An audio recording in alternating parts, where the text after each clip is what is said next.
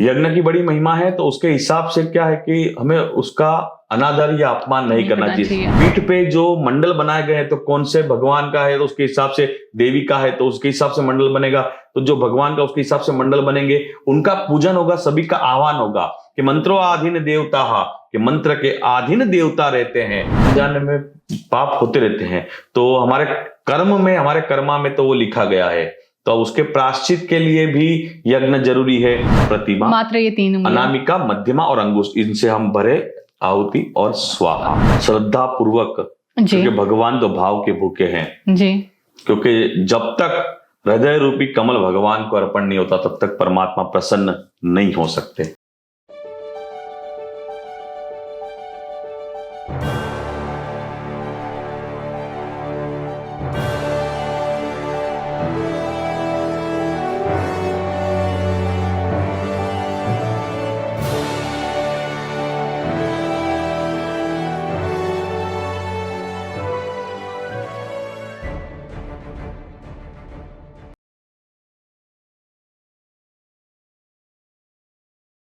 नमस्कार, welcome to another brand new episode of ask official.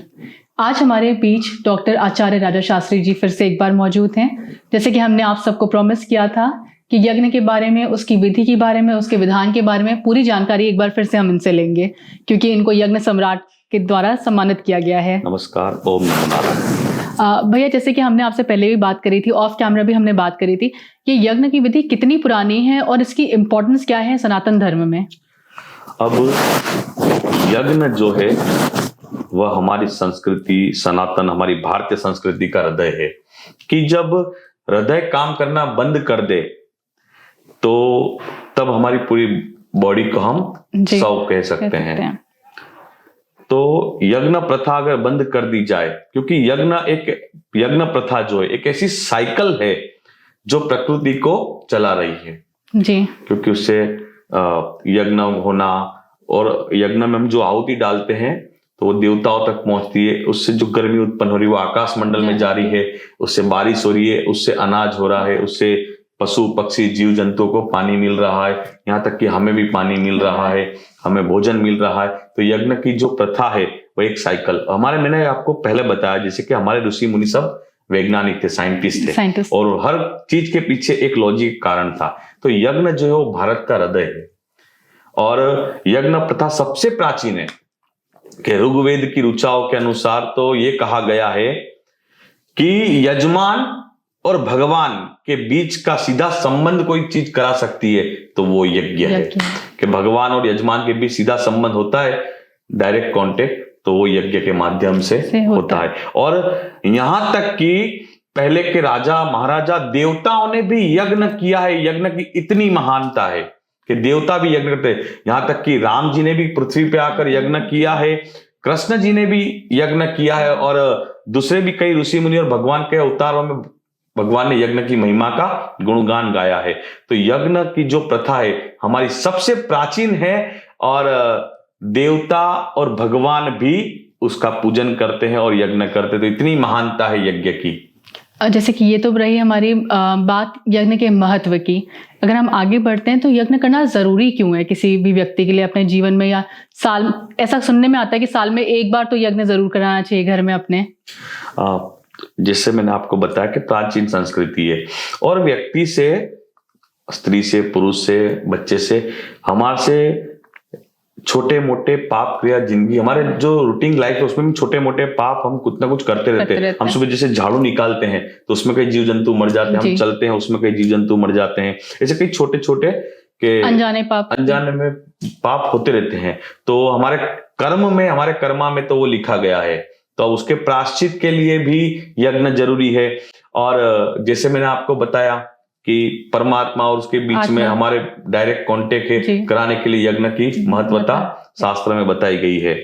तो यज्ञ कराना इसलिए जरूरी है कि हमारे एक तो प्रायश्चित कर्म, पंच महाभूत यज्ञ का शास्त्र में उल्लेख किया गया है कि पंच महाभूत यज्ञ हर समय पे व्यक्ति को करने चाहिए। तो उससे क्या पाप कर्म कटता है, और पुण्य कर्म का उदय होता है। यज्ञ की आहुति हम जो डालते हैं यज्ञ में, आहुति स्वाहा, वो सीधा देवताओं तक अग्नि नारायण भगवान पहुंचाते हैं। अग्नि को भी नारायण कहा गया, साक्षात परमात्मा का जो तत्व है, तो वो देखना है हमें तो सूर्य, चंद्र और अग्नि नारायण। अग्नि नारायण साक्षात परमात्मा नारायण का अवतार हमारे सन्मुख है। हम उनको भोजन करवाते हैं और वो हम जो स्वाहा करके आहुति डाल रहे हैं तो उससे हमारा पुण्य कर्म उदय होता है, पाप कर्म का नाश होता है। और जब पुण्य कर्म उदय होता है तो व्यक्ति का भाग्योदय होता है, उसे सुख शांति समृद्धि की प्राप्ति होती है। तो यज्ञ करना जीवन में सुख शांति, मानसिक शांति के लिए, देव कृपा प्राप्ति के लिए बहुत जरूरी है। ये स्वाहा का शाब्दिक अर्थ बेसिकली होता क्या है? स्वा हम जब बोलते हैं तो ब्रह्मा जी को मुख्य माना गया है और अग्नि को, तो स्वाहा बोले तभी हमारी आहुति अंदर यज्ञ में चली जाएगी। स्वा बोलते हैं तब उनका मुख खुलता है, हाँ बोलते वैसे ही बंद जाता है। तो हम भोजन, ये इसी मुद्रा में भोजन कराया जाता है। तो स्वाहा जब बोलते हैं तब वो भोजन ग्रहण करते हैं, तो इसलिए स्वाहा बोला जाता है। तो इसीलिए इन्हीं तो 3 उंगलियों का इस्तेमाल होता है, मध्यमा और अंगुष्ठ, इन्हीं उंगली से आहुति लेकर के यज्ञ में डाली जाती है। तो ये जानना भी हमारे लिए बहुत जरूरी है कि किन उंगलियों का इस्तेमाल करना चाहिए यदि हम यज्ञ कर रहे हैं तो। क्योंकि कई लोग यूं कर रहे हैं, बहुत सारे लोगों को मैंने देखा है गलत तरीका। ऐसा नहीं, ये प्रतिमा मात्र ये 3 उंगलियां, अनामिका, मध्यमा और अंगुष्ठ, इनसे हम भरे आहुति और स्वाहा, और बहुत प्यार से देना चाहिए। हाँ जी, हम एक छोटे बालक को जिस तरह से भोजन करवा रहे हैं वैसे हमारे परमात्मा को। कई लोगों को देखते हैं दूर खड़े होकर ऐसे ही फेंकना शुरू कर देते हैं। यज्ञ की बड़ी महिमा है, तो उसके हिसाब से क्या है कि हमें उसका अनादर या अपमान नहीं करना चाहिए। बैठ करके, और वस्त्र का भी ध्यान रखना चाहिए कि हम कैसे वस्त्र पहन रहे हैं यज्ञ करते रहे। हाँ, तो यज्ञ के बहुत सारे नियम शास्त्र में बताए गए हैं, यज्ञ महात्म्य में। तो वस्त्र का भी ध्यान होना चाहिए कि हम कैसे वस्त्र पहन रहे हैं। वैसे तो सिला हुआ वस्त्र ही पहनना मना है, कि धोती और खेस ओढ़ के यज्ञ करना चाहिए। तो ये ऐसी यज्ञ की महिमा है, तो हमें उसकी मर्यादा को रखते हुए और यज्ञ करना चाहिए। और शास्त्र में जो ऋग्वेद की ऋचाओं में, जो ऋग्वेद है उसमें मंत्र नहीं, ऋचा कही जाती है। जो ऋग्वेद की ऋचा है उसमें जो बताया गया है, तो उसके विधि विधान से हम यज्ञ करें तो उसका पूर्ण रूप से हमें फल मिलेगा।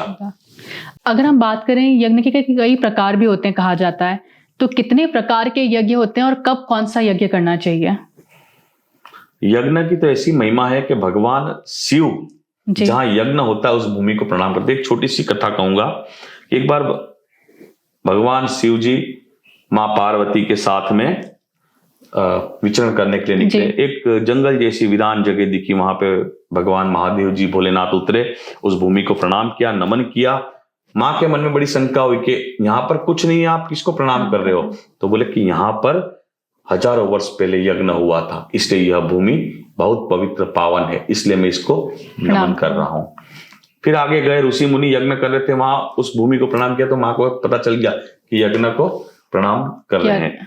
आगे गए, फिर एक जंगल में भगवान भोलेनाथ उतरे और उस भूमि को प्रणाम किया तो बोले अब यहाँ पे क्या है? तो आपने इस भूमि को प्रणाम किया। बोले कई वर्षों के बाद इस भूमि पे भगवान का बड़ा यज्ञ होने वाला है, तो यह भूमि भी पूजनीय है। तो यज्ञ की इतनी महिमा है कि वो भूमि भी पूजनीय हो जाती है जी।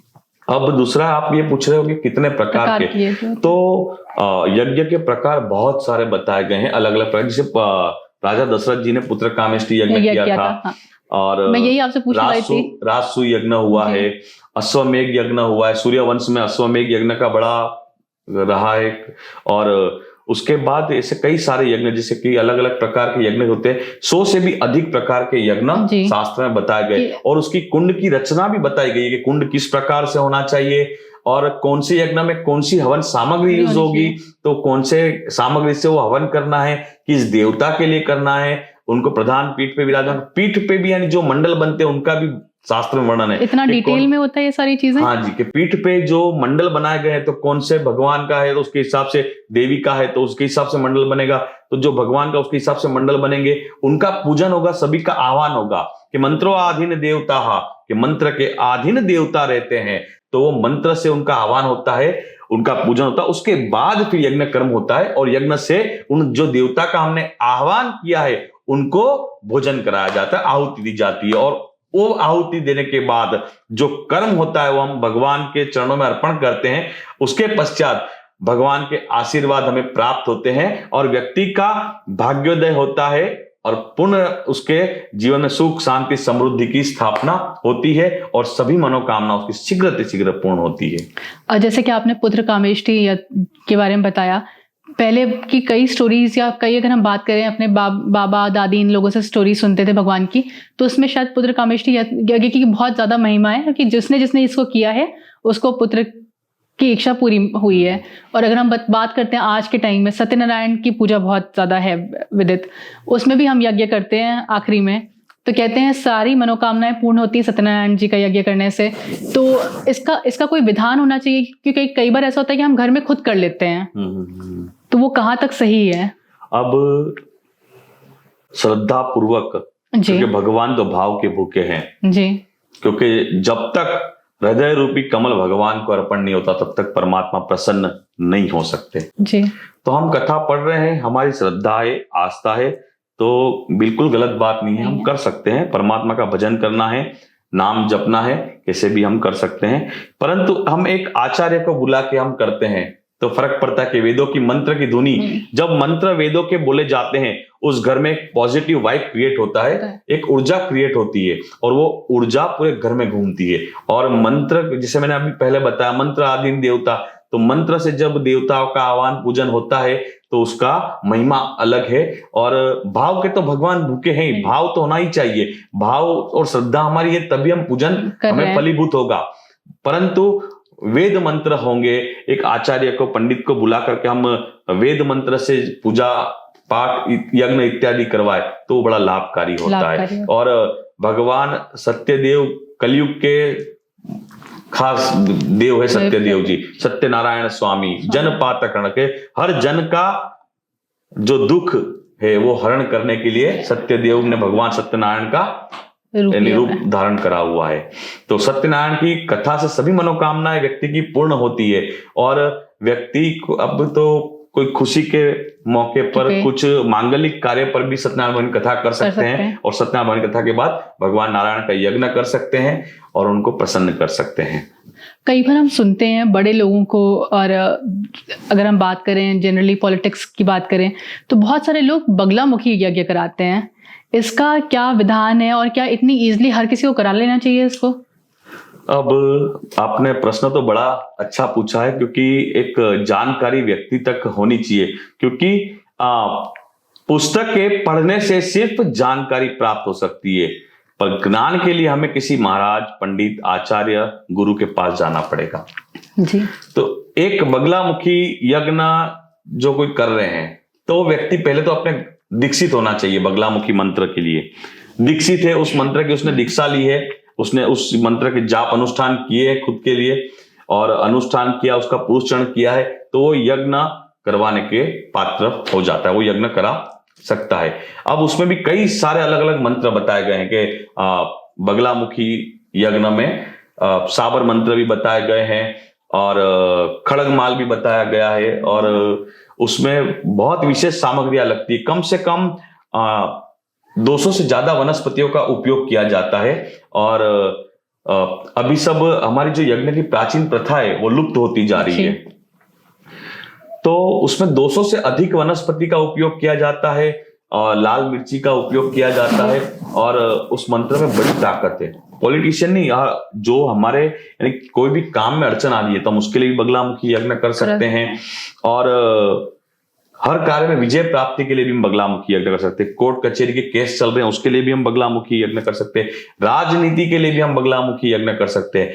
और कोई बाधा दोष निवारण के लिए भी हम बगलामुखी माँ का यज्ञ कर सकते हैं। और उसके कई अलग अलग विधान है, उसके सामग्री भी उस तरह से बताई गई है कि किस मनोकामना से क्या करेंगे तो क्या फल मिलेगा, तो उसकी उस हिसाब से सामग्री भी उसी हिसाब से होती है। ऐसा नहीं कि सामग्री से पूरा यज्ञ नहीं, जो मनोकामना से करो उसके हिसाब से ही सामग्री लगेगी और वही सामग्री से यज्ञ होगा तो उसका पूर्ण रूप से फल मिलेगा और माँ का आशीर्वाद हमें प्राप्त होगा। जैसे कि हमने बात करी बगलामुखी यज्ञ की, जनरली हम लोग बहुत डरे रहते हैं बगलामुखी माँ के नाम से कि भाई कोई यज्ञ करा रहा है तो किसी दुश्मन को मारने के लिए करा रहा होगा। मन में यही धारणा आती है, जनरली यही आती है लोगों के दिमाग में। तो ऐसा कुछ होता है? अब कई लोगों के मन में एक भ्रमणा है कि बगलामुखी यज्ञ जो है तांत्रिक प्रक्रिया है जी।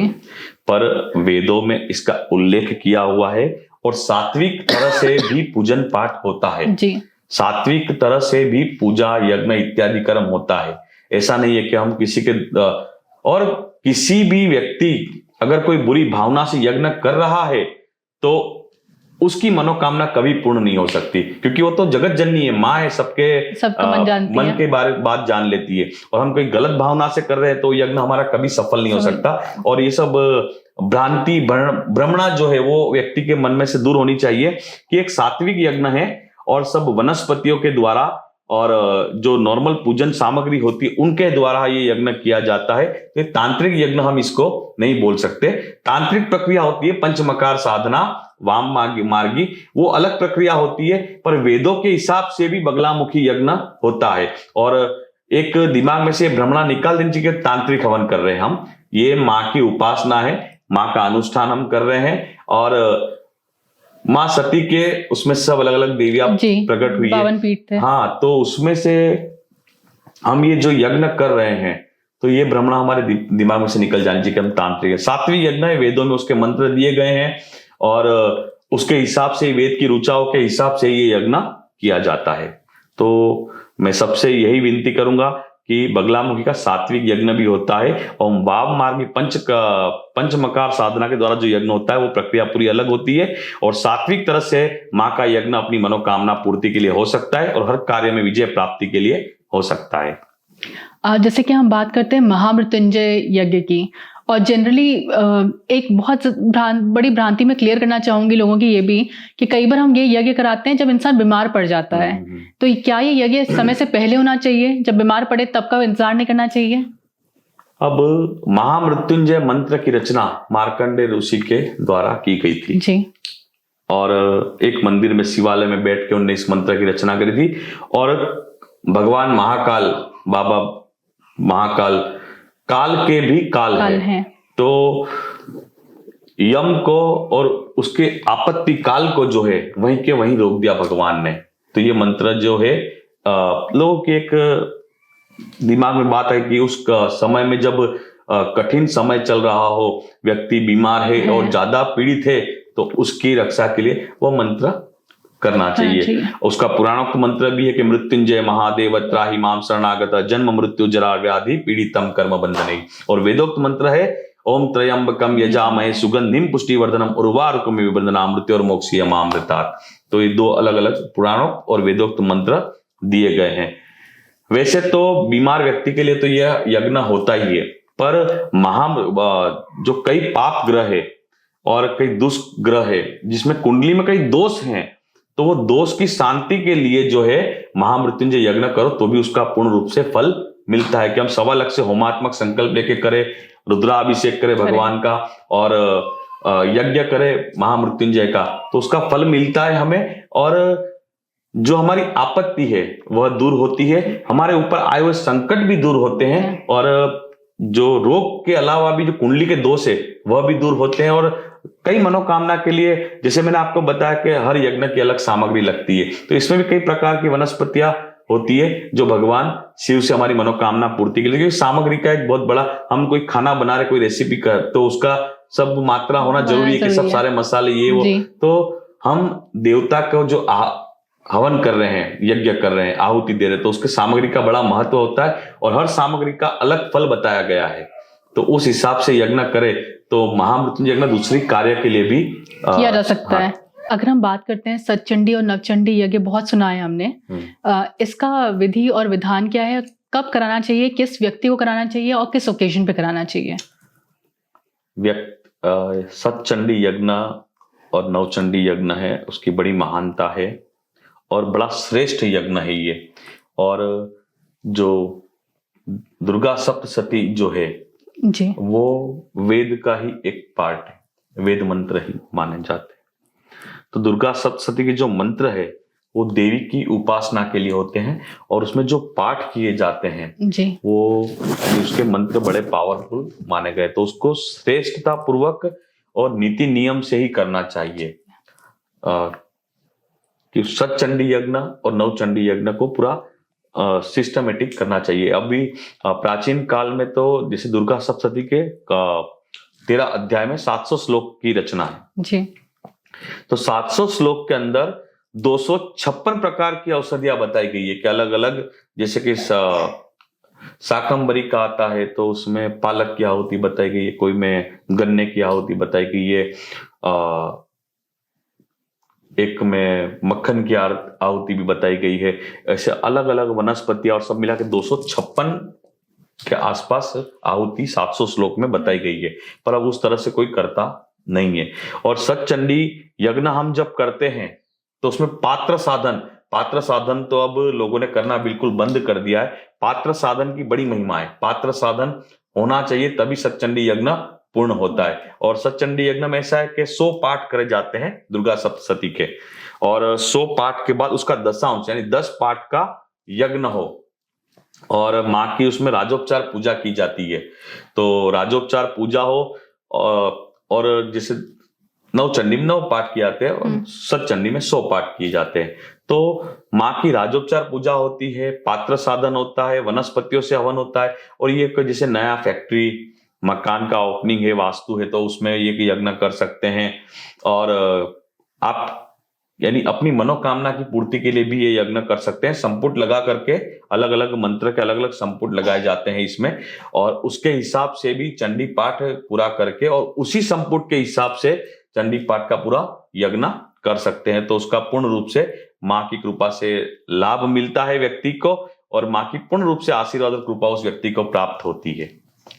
जैसे कि हमने बात करी सतचंडी और नवचंडी यज्ञ की, कई बार हम सुनते हैं कि अगर इनका विधि विधान से नहीं किया गया उसको, तो इसका रिजल्ट भी लोगों को गलत मिलता है। हाँ जी, ये सही बात है, क्योंकि मंत्र में हम जरा सी कुछ अक्षर की भी भूल त्रुटि रह जाती है और भूल कर देते हैं, हम गलत बोल देते हैं, तो उसका फिर नेगेटिव इफेक्ट भी होता है।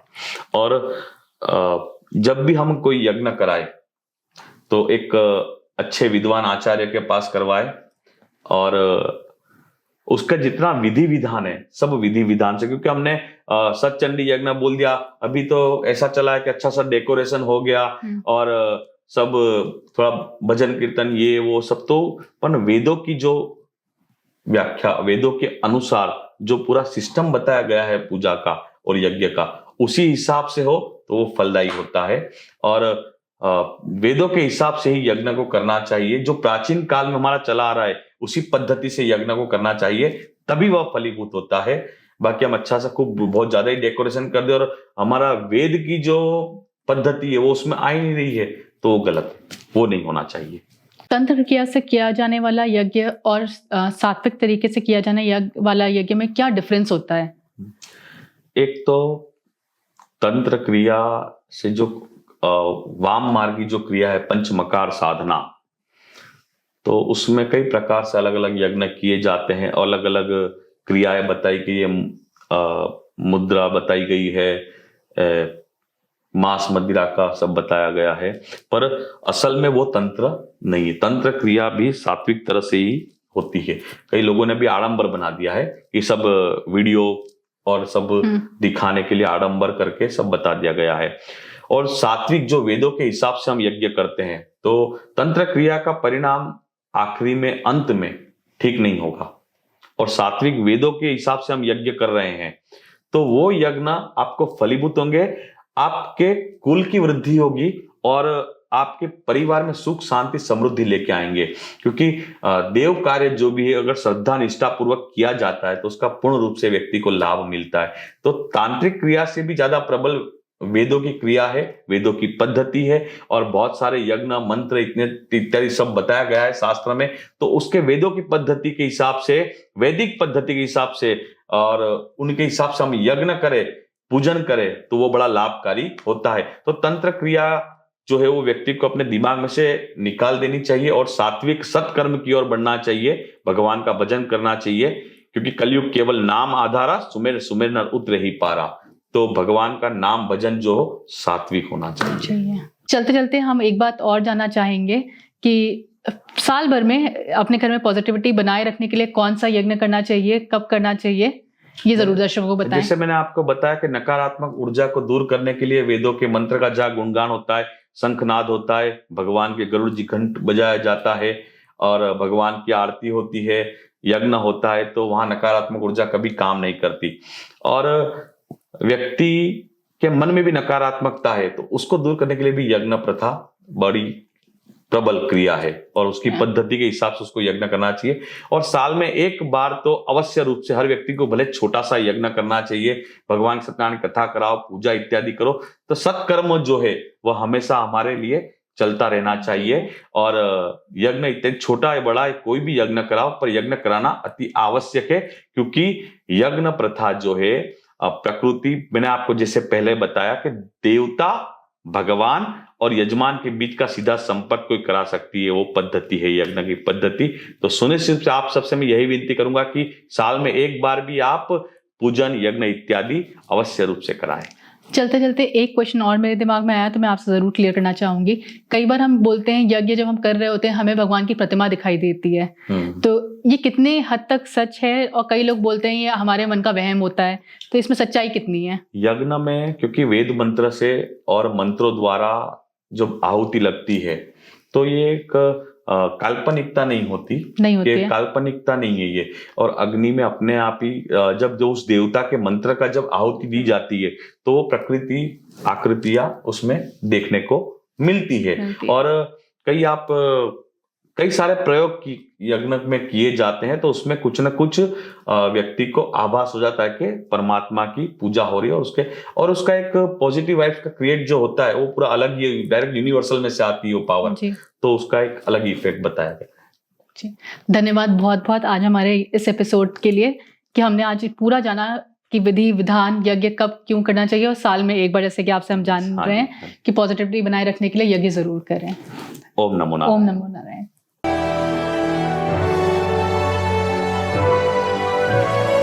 ASKofficials.com